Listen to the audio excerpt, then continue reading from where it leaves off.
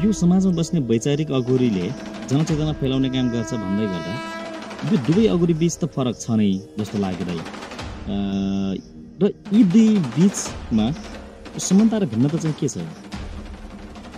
अब हुन त यो अघोरीहरू एउटै नै हुन्, अघि नै मैले भने होइन, तर पनि समानता र फरकको कुरा गर्दाखेरि दुई चारवटा यस्ता प्यारामिटरहरू छन् जसले फरक र समानताहरू देखाउँछ क्या।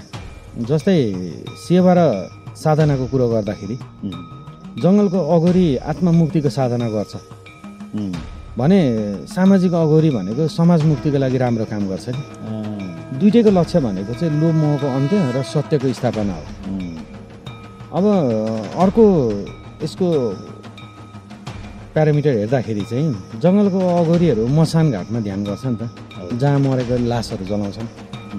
सामाजिक अघोरी पनि सामाजिक र राजनीतिक विचारको मसान घाटमा ध्यान गर्छ अरे क्या, जहाँ कुविचार र सडेको सत्ताको लास जलाइन्छ। अल्टिमेटली दुवै अघोरीले मसान घाटलाई रूपान्तरणको थलो मान्छ के। अर्को कुरा गर्दाखेरि मोहको त्यागको कुरो, जङ्गलको अघोरीहरू शरीर सम्पत्ति र सम्बन्धको मोहको त्याग गर्छन् कि। यता सामाजिक अघोरीहरू पद प्रचार दलको मोहको त्याग गर्छन् कि। दुइटैको लक्ष्य भनेको चाहिँ आत्माको स्वतन्त्रता हो। त्यसैले अघोरीलाई कुनै पार्टीले पनि किन्नु सक्दैन नि भाइ। अर्को ध्यानको कुरो गर्दाखेरि जङ्गलको अघोरीहरू ध्यानमा ब्रह्म खोज्छन् क्या।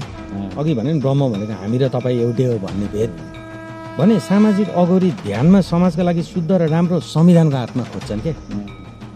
दुवैले ध्यानलाई चाहिँ रूपान्तरणको मूल मन्त्र ठान्छन् क्या। अब यसको निष्कर्ष निकाल्दाखेरि दुइटै अघोरीहरू लिटरली एउटै नै हो हुन चाहिँ। हजुर, एउटाले आत्मा शुद्ध गर्छ, अर्कोले समाज शुद्ध गर्छ क्या।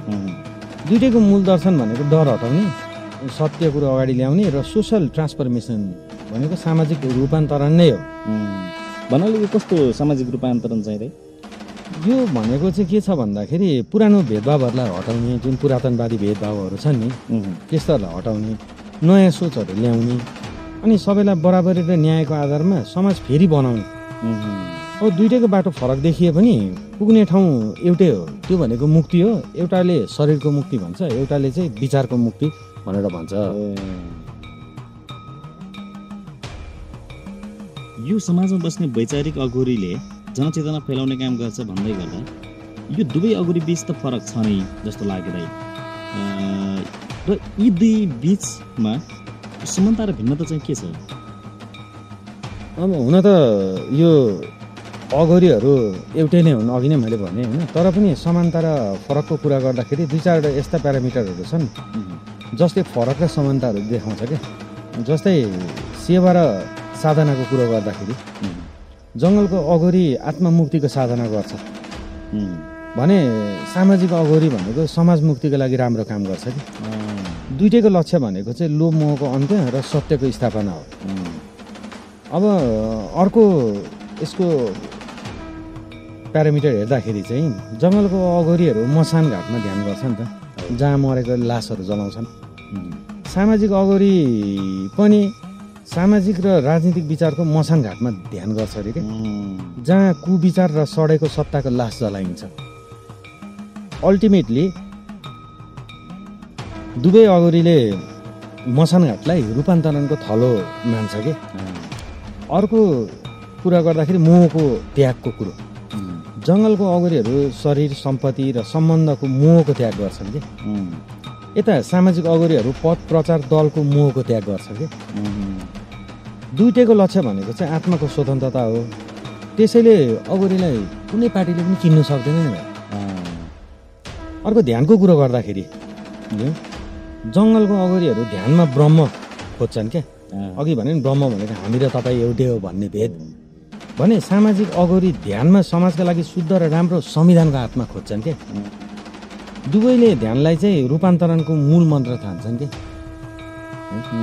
अब यसको निष्कर्ष निकाल्दाखेरि दुइटै अघोरीहरू लिटरली एउटै नै हो हुन चाहिँ। हजुर, एउटाले आत्मा शुद्ध गर्छ, अर्कोले समाज शुद्ध गर्छ क्या।